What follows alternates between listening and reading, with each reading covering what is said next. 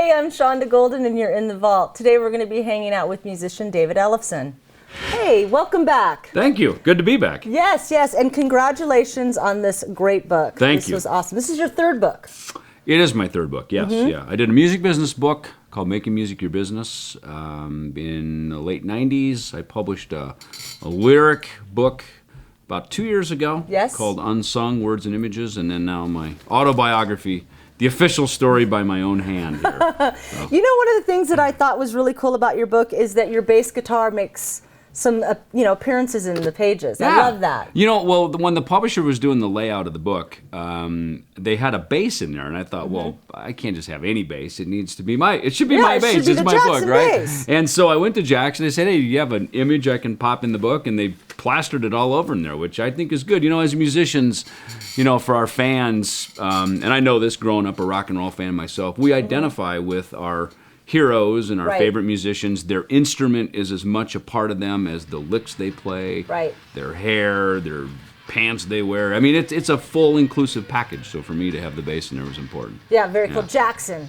Yes, the Jackson bass. Oh yeah, there you go. Yeah. I'm going to read a part of your book that I felt was really important. Okay. All these years later, when I look back at my childhood, it's not obvious why I later became addicted to drugs and alcohol. There was nothing in my background that made me predisposed to drink and take drugs. I wasn't abused, and I was a reasonably happy kid with a secure background. But addiction is like Russian roulette.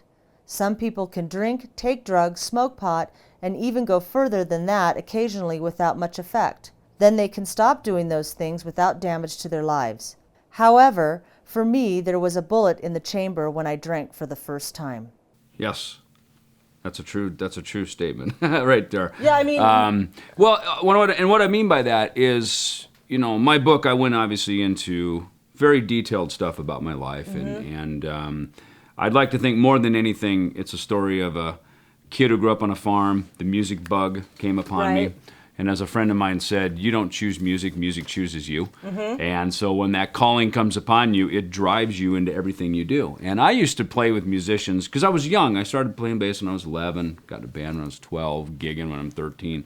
So I would always get called up to play with older guys. And older guys, teenagers, drinking, partying, doing what they do, girls are around. So I was always around that and exposed to it and had no real desire for it. I did not get into music for validation. Not to get girls. I didn't do it to, thinking I'll get rich. I didn't do it for any of those reasons. I just love playing and jamming with my buddies and bands. And it's quite honestly, it's still the reason I do it. It's the reason, I'm on tour with Megadeth. Because I like just being there with my buddies, jamming, playing some tunes for some people. Right on. I swear that's really the reason I'm doing it, And so the reason I talked about some of this drug and alcohol and some addiction stuff that I went through is at age 15, like a lot of teenagers, you're curious and... what's, romance about, beers in the room, people are starting to smoke things, and all these things are going on. And one day I tried it. And, man, I didn't know what I was missing out on until I tried it. And I went, wow, I love this. No wonder everybody's doing this. Right. And so all of a sudden I would look down on musicians who partied. Now I became one of these guys who was partying. And I take it back to... not to always use a religious reference on everything, but it's kind of like That's the old, okay. the tree in the Garden of Eden. It's like, you can have everything, don't eat off the tree. You're not going to be prepared for what happens when you eat off that thing. And that's, to me, is what dope and booze was, is like, once you open that door and you're looking into the abyss, there's no bottom to where that goes, Because the disease doesn't discriminate. Well, exactly, and that's the second part of it is I learned in, years later, I'm 23 years old, I went through 3 different drug and alcohol rehabs in LA. Rehabs are kind of trendy. It's almost like if you're any decent rock star of any good respect, you should be in rehab at least a couple of times. Right. So, so I went to a couple of rehabs just because it was around. Quite honestly, even rock and roll and heavy metal, people were cleaning their act up, because it was kind of like, look, either if you use, you're going to lose. You're out. If you get clean, there's a bright future ahead of you. So I needed to get clean. And what they talked to me about is that, alcoholism and addiction is an illness. And if some people can, and what I'm referring to in that particular quote you read there was, some people can drink and use in moderation, given a sufficient reason of some event or circumstance in their life, they're able to go, whoa, I need to like pull it back, and they're able to do that, you know. So I am not an anti-drink and anti-drug guy. I'm not here to stand on any, you know, soapbox about that. I'm just sharing my story with it. So I started to understand it as an illness, and it's progressive. It gets worse, and every time I left rehab, it got worse. And so finally, this moment came where I, you know, was alone in my apartment. After this party I went to for Rip Magazine, which is owned by Larry Flint, you know. Yeah. And who wouldn't want to go to a Larry Flint party, right? and so I just, you know, I'm all out of ideas, and I prayed. You know, I prayed when I was a kid, and I was happy, and you know, and had my religious upbringing and stuff. And not like a lot of people, you know, you get confirmed in the church, and you kind of bail out of church. Right. And for me, I'm rock and roll. What happens to college kids? You know, you kind of move on and get on with your life, and you grow up, and then you reach this point where you know, you probably might return back to it. And the dope and booze thing is what really brought me to, what was your typical day when you were doing dope? What was it like a typical junkie day for David Ellefson? When a junkie, a day in the beginning was like, a day in the beginning was like, hey, it's Friday, let's, you know, right. It's, you know, I was underage, so let's find someone who's 19 years old in Minnesota to buy some beers so we can go throw down, you know. When you become a junkie, you know, now it's a lifestyle, you know, and really after we played, you know, even during the So Far So Good So What record with Megadeth, you know, I was really starting to get pretty deep down into it, and really made touring the world hard. I mean, it's hard to travel. Because it's hard to bring your dope. Yeah, and you know, when you're strung out on dope, you're basically sick. It's like having the flu until you get dope, and that gets you well and you feel normal, you know. So you got to get dope to get normal. Forget about getting high, that's just getting normal, you know. So that tour was brutal, and that's why I started the book with that show at Castle Donington.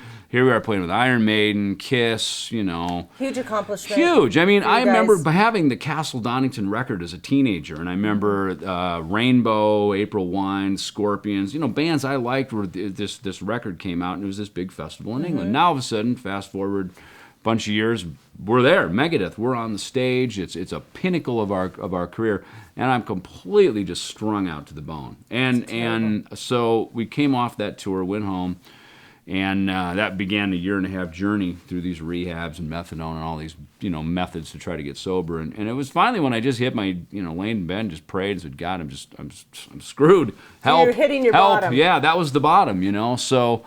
You know, and by the time that happened, and this was like, you know, late 1989, heading into 1990, we were writing, getting ready to record the Rust in Peace record.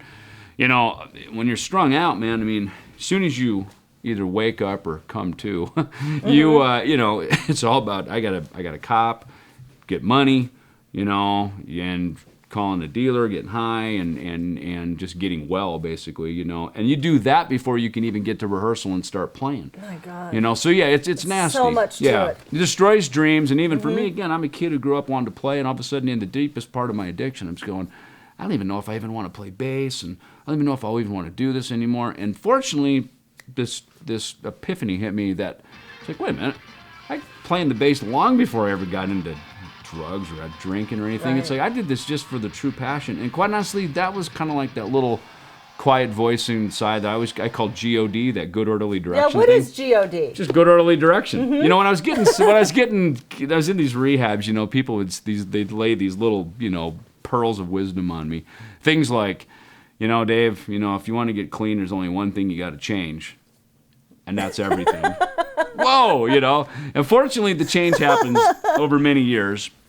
And then other things like, you know, look, you know, we're not trying to get religious with you, but you got to find some source of strength beyond you, because obviously everything you're doing landed you in a bed in a rehab. So there's got to be some source beyond that. And, you know, and you're playing in a heavy metal band. Who wants to go to church and be a religious guy? That's like not very metal. You know? No. So the things they talked to me about were like, why don't you just call it God, good orderly direction? Just do the next right thing. Like when you're getting ready to like cop dope, is that the right thing to do? You know, and so, you know, when you're ready to be dishonest about something, like, is that the right thing to do? So all of a sudden it was just put to me real everyday terms, real simple, you know, and those kind of things, you know, that's a language I can understand. And you know, now I've been doing it for a while, and have, you know, changed my life around over the last, you know, 20-some years.